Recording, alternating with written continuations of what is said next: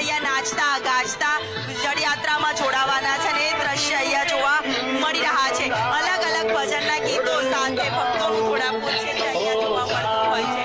જળયાત્રામાં રહેવાનું સૌભાગ્ય કેટલા વર્ષોથી આપ આવો છો? આ તો ઘણા વર્ષ આ 149 પીડા યાત્રા છે અને મારા જીવનમાં આ બહુ મોટો લાવો છે અને ખૂબ જ આનંદ છે। હા 149 પીડા યાત્રા છે। ભક્તોનો જે અનેરો ઉત્સાહ છે જે ઉમંગ છે તે અનેરો જોવા મળી રહ્યો છે અને એ જ ઉત્સાહ એ જ ઉમંગ સાથે કરતબબાજો છે તે પણ અખાડાઓ છે તે પણ અહીંયા જોડાતા હોય છે અને એ જ કરતબબાજોનો પણ અનેરો ઉત્સાહ છે જે ભક્તોમાં પણ અહીંયા જોવા મળી રહ્યો છે। જી હિના।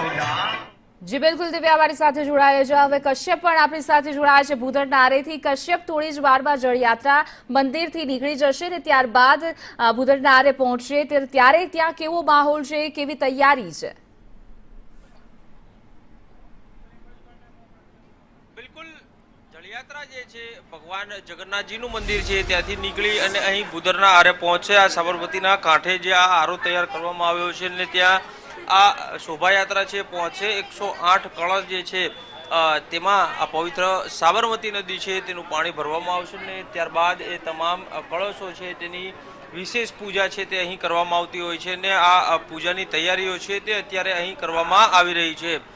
આ જ્યારે પૂજા અહીં યોજાશે ત્યારે નાયબ મુખ્યમંત્રી હર્ષ સંઘવી છે તે ઉપસ્થિત રહેશે, સાથે જે પૂર્વ નાયબ મુખ્યમંત્રી નીતિન પટેલ છે તે પણ આ પૂજા દરમિયાન હાજર રહેતા હોય છે। આ તમામ મહાનુભાવો છે તે અહીં આવવાના છે। કોર્પોરેશનના પદાધિકારીઓ પણ અહીં ઉપસ્થિત રહેશે અને અહીં એક બોટના મારફતે મહારાજ દિલીપદાસજી જે છે તે અહીંથી બોટ મારફતે નદીની મધ્યમાં જશે ને ત્યાંથી આ તમામ કળશોમાં તેમના દ્વારા પાણી ભરવામાં આવશે। કળશ જે છે તે અહીં ભૂદરના આરે લાવવામાં આવશે અને ત્યારબાદ તેનું પૂજન છે તે કરવામાં આવશે। ભગવાન જગન્નાથજીની 149મી રથયાત્રા જે છે તે આ પર્વની શરૂઆત આજથી જ થઈ ગઈ છે ને આજે લગભગ 9 વાગ્યા આસપાસ આ તમામ મહાનુભાવો છે તે અહીં પહોંચે ને જ્યારે શોભાયાત્રા અહીં આવશે ત્યારે તે શોભાયાત્રાનું સ્વાગત છે તે આ મહાનુભાવો દ્વારા કરવામાં આવશે ને ત્યારબાદ આ પૂજન અર્ચન છે તે અહીં કરવામાં આવશે ને ત્યારબાદ અહીંથી જળ જે છે તે મંદિર ખાતે લઈ જવામાં આવશે ને ત્યાં ભગવાન જગન્નાથજી